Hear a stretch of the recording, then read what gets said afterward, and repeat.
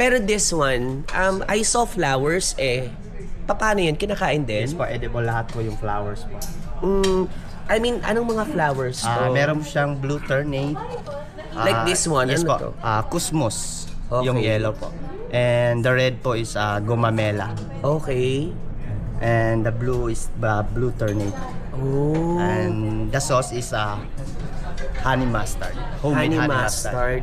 So, edible yung mga bulaklak. Grabe, ngayon lang ako nakakita ng salad na edible yung bulaklak. Eh, may mga bulaklak pa ba siya sa ilalim? Yung sa ilalim po yung mga may prutas po. May mga prutas May siya. pineapple, Oh. mga vegetable. Wow!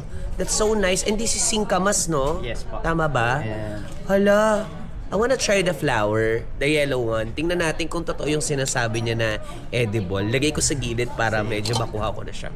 So, let's try this one. Anong flower to? kusmos. Kusmus? Yes. Okay. Kusmus daw, mga ka-people.